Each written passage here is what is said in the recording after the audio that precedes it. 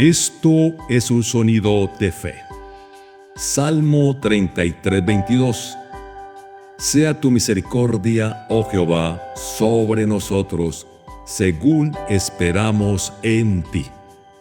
Vivir bajo la esperanza de su misericordia.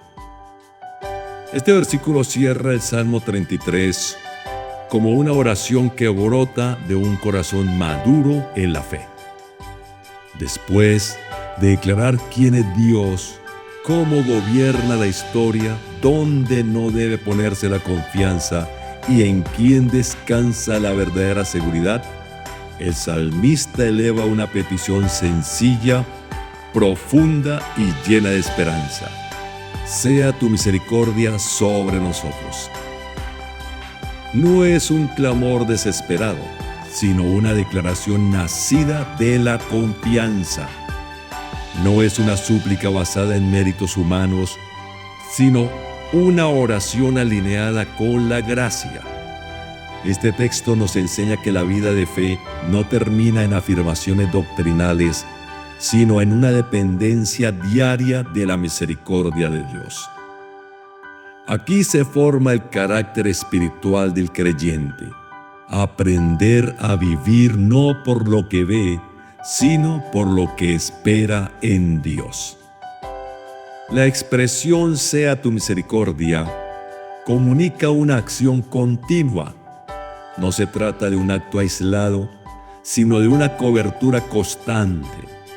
La palabra hebrea misericordia implica amor fiel, pacto, bondad que no se retira. Cuando el salmista dice "sobre nosotros", reconoce que la misericordia no es teórica, sino personal y comunitaria. Dios cubre, sostiene y acompaña a su pueblo. La frase clave, según esperamos en ti, revela el principio espiritual. La manifestación de la misericordia se experimenta en la medida en que el corazón descansa en Dios. No es que la misericordia sea limitada, sino que la fe nos posiciona para vivir consciente de ella. Desde una perspectiva cristocéntrica, esta misericordia se revela plenamente en Cristo. Jesús es la expresión viva del amor fiel de Dios. Esperar en Dios hoy es esperar en la obra terminada de la cruz. Ahora, muchos creyentes oran, pero pocos esperan con fe. La esperanza bíblica no es incertidumbre, es una expectativa confiada. Este versículo nos confronta con gracia y nos invita a revisar dónde hemos puesto nuestra esperanza. Esperar en Dios no es pasividad espiritual, es una postura activa del corazón que decide confiar aun cuando las circunstancias no han cambiado.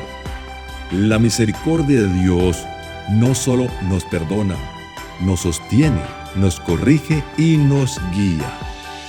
Un creyente que vive bajo la conciencia de la misericordia divina desarrolla humildad, descanso y perseverancia.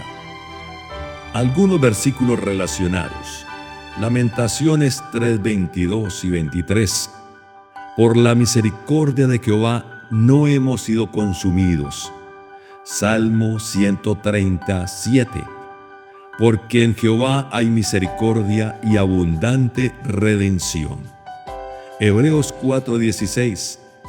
Acerquémonos pues confiadamente al trono de la gracia. Algunos ejemplos bíblicos.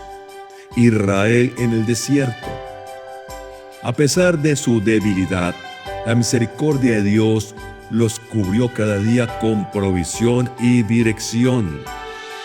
David, después de su pecado, no apeló a sus obras, sino a la misericordia de Dios y encontró restauración. El ladrón en la cruz, sin tiempo para méritos, recibió misericordia al poner su esperanza en Jesús. Ahora quiero ayudarle. Algunos consejos prácticos para aplicar este versículo. Primero, aprenda a vivir desde la dependencia, no desde el control.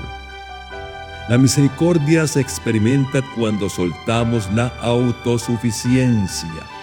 Segundo, alimente su esperanza con la palabra. La fe crece cuando la expectativa se alinea con lo que Dios ha dicho. Y tercero, ore desde la confianza, no desde el temor. La misericordia de Dios responde a corazones que esperan en Él. Reflexión.